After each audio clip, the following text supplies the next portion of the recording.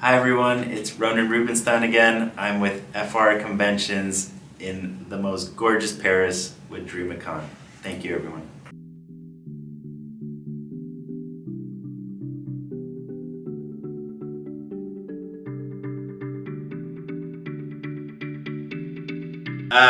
Yes, I remember my audition very clearly because it was very surreal and it happened very fast. I remember my first one, walking in and feeling really good about it, and then nearly a week later I was already testing for TK, and then a few days after that I was chemistry reading with Rob Lowe, which was crazy.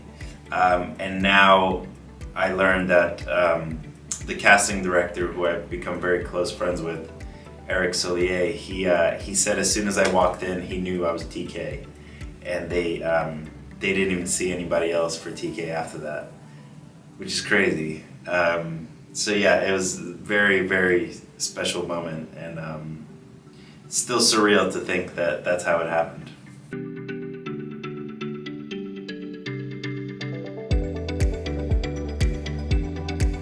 Yeah, oh my God, I definitely remember my first day on set. It was in New York, Times Square. It was just Rob and I, and we were on the roof of a skyscraper in Times Square, the H&M building, and we had a rescue with a guy hanging off the side of a building, and it was actually practical effects. He was actually hanging off the side of the building in the middle of Times Square, which is so scary. And I remember thinking to myself, oh my God, what did I get myself into? That's Lone Star in a nutshell. We do just the biggest and craziest, most epic stuff on the show, and it was literally from day one that we've been doing that.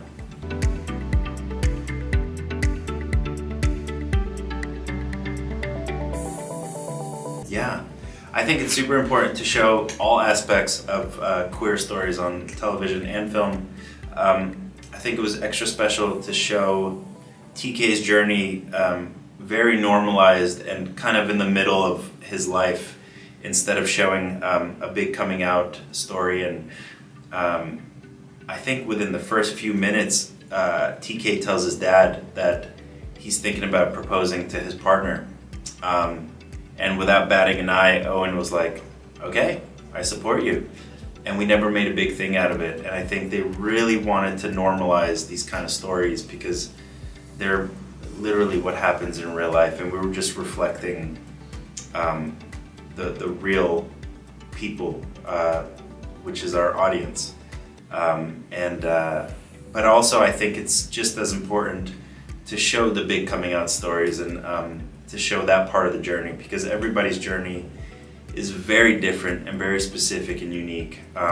It just happened to be that TK's journey was in the middle of his kind of journey as a queer man, and but then there's the flip side. We I think showed more of Carlos's story about what it was to come out to his dad, and that was drastically different than TK and his dad. So we've definitely had both sides of the spectrum, but both sides are equally as important, and I just hope that people continue to take these kind of paths in storytelling, and make sure to include everybody's path, because everybody's path is unique and important, and I'm very, very, very proud of the way we told TK's story.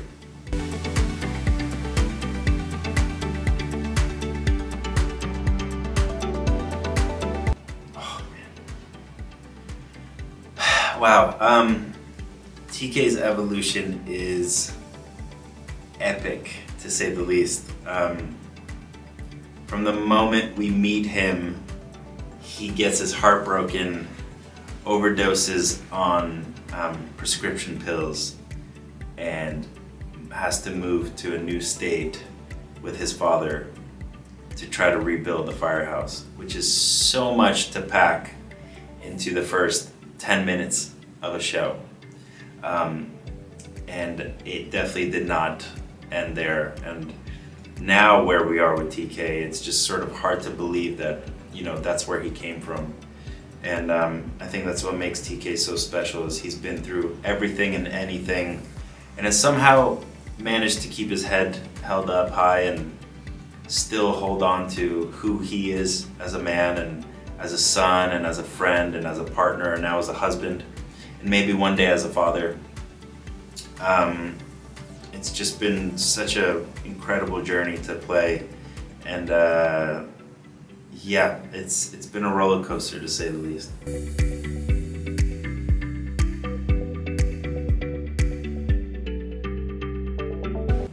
I think for the first time ever, TK is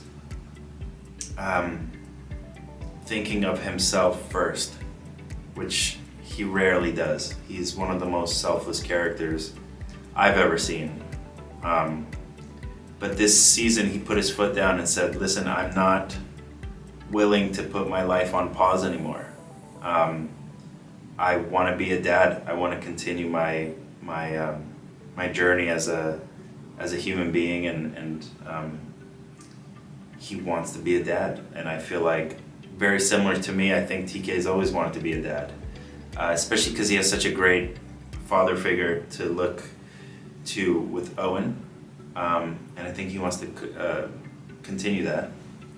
And I think he would be a tremendous father, and he's proven to be a tremendous son and a tremendous firefighter and paramedic and a friend and husband, of course.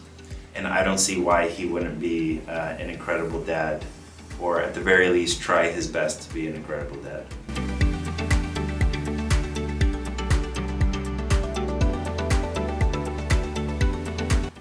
It did, especially because when I learned about the Jonah storyline, no one knew I was having a baby, which was such a hard secret to keep from everyone, especially my cast.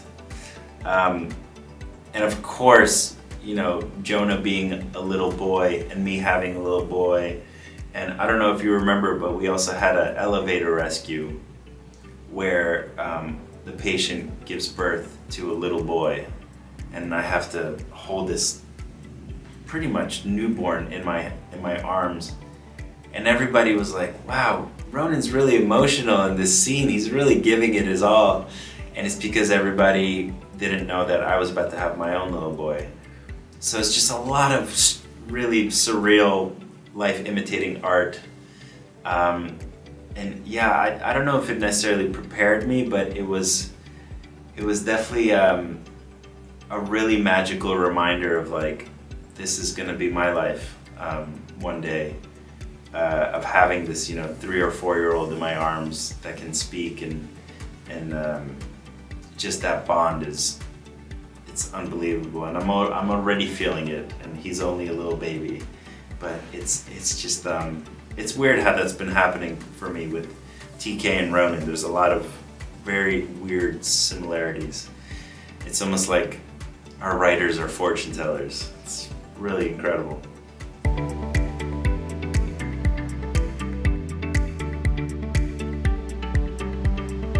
So Enzo is a character I've been daydreaming about for 5 years, ever since I first learned about the character Enzo. And then when I found out we were finally gonna show Enzo this season, I was so excited, but also very nervous to see, like, who would be Enzo and how would they write him. And now thinking about it, I can't imagine anybody better than Ian Cusick, and he was incredible. First of all, to work with, and his portrayal of Enzo was perfect, I think.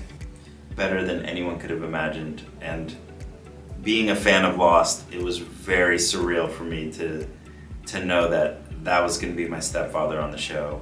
And I totally nerded out and fangirled. And it's just one of the most special moments for me on Lone Star.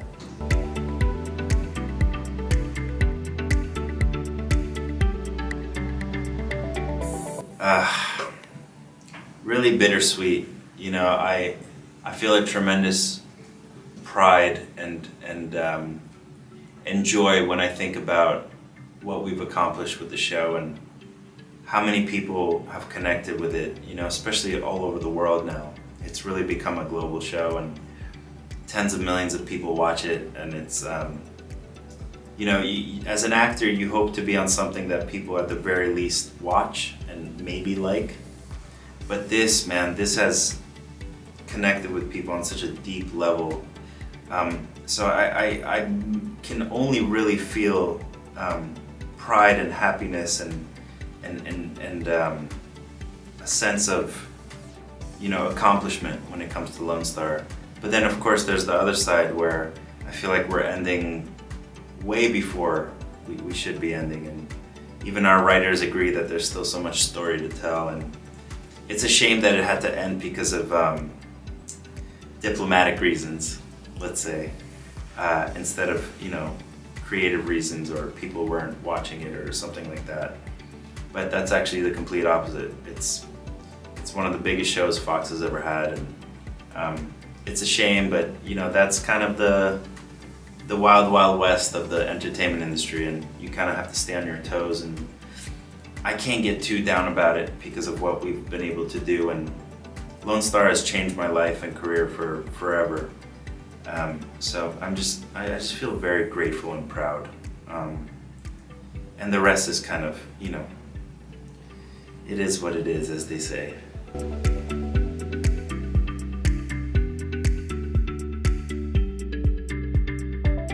If we had one more season, I would love to explore what we're gonna introduce in the season finale, which I can't talk about yet.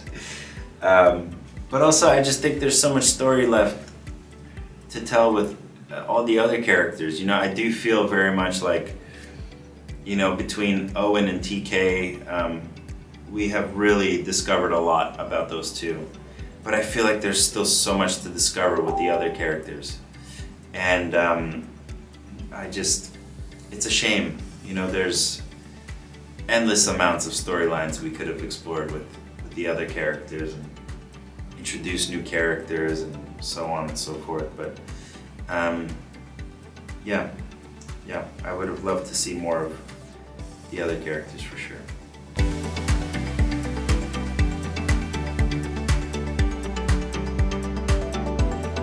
Happily ever after. I really believe that's what people are gonna take from that. Again, bittersweet because it does feel like it's ending early, but I think people will be very happy with where we end this entire journey.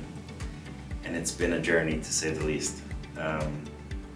But at least for TK and Tarlos, and also for TK and Owen, I think we're gonna be happy with where we end up, and I know I'm happy. Yeah.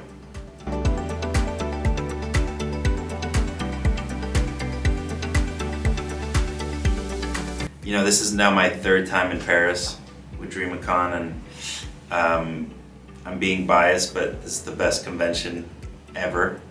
And it's pretty nice that it's in Paris. I mean, it's, you know, it's one of the most magical cities in the world, and I really feel like this is becoming like a second home for me. I now know where I like to stay, where I like to go eat, where I like to go explore.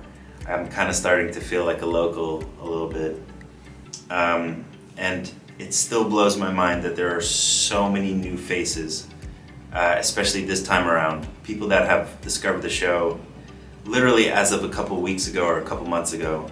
And then of course you have the OG fans that I met nearly 3 years ago. And even further back with all the virtual conventions that I was doing during COVID, which is what led me to this. But you know, with the beauty of streaming and Fox being such a global network, I feel like people are discovering the show every single day. And that's one of the coolest parts about being on a show like this, is that I think people are going to continue to discover it long after we're done shooting it. And that's a really good feeling, you know, because I feel like this show is really good for people to discover. It's so much more than just entertainment. I think we're telling really important stories, in a really honest and beautiful way, and I think that's why people have connected with it the way they have the last 5 years, and I can't wait to see it connect with so many other people in the future.